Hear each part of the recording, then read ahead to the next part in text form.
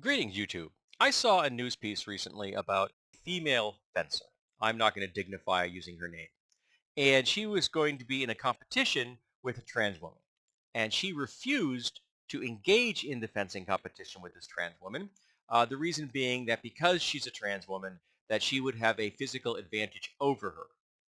Now, there has been no evidence whatsoever that trans women have a physical edge over cisgender women. None whatsoever. And there are cisgender women who have naturally high levels of testosterone just because that's what they have. It's probably one of the reasons that they are in athletics the way they are. Just like Phelps became the world's greatest swimmer because he was gifted with some physical characteristics and then was lucky enough to have the social standing to get the training he needed to make excellent use of those natural skills. He's got long arms. He's got the type of muscular you need to be a great swimmer. You cannot ever train to be a swimmer like Phelps can. You have to be born with some characteristics, and then you have to get the training on top of that. And there are women, cisgender women, who just have high testosterone levels that just put them into sports because that's what they're good at. And I don't think there's anything wrong with that. Nobody bitches about men who have high testosterone levels. Nobody questions that whatsoever.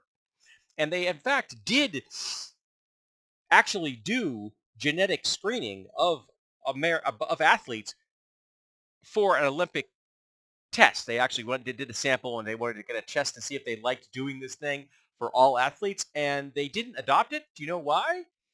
Because it showed some uncomfortable results for people who thought they were cisgender, who didn't know that they were, quite possibly intersexed or potentially having hormone levels that would push them into into the particular atmosphere of having the same levels as trans people. So suddenly those tests just got swept under the rugs. And lately, they only seem to test black women. That's funny.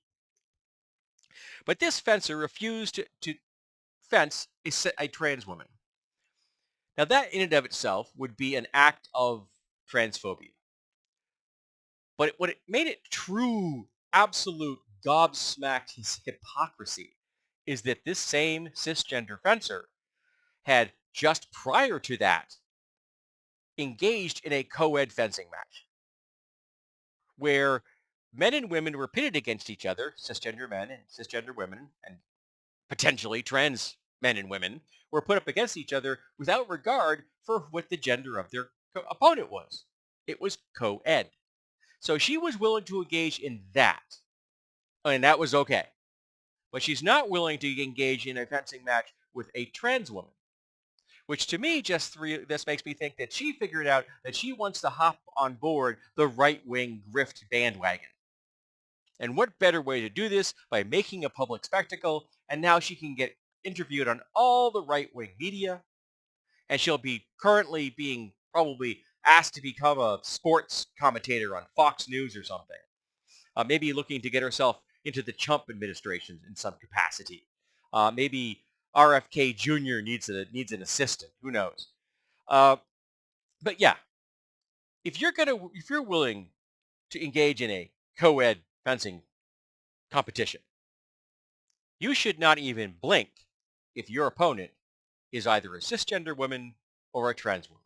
You have already shown you do not care about those things, except when it's probably going to make you a lot of money.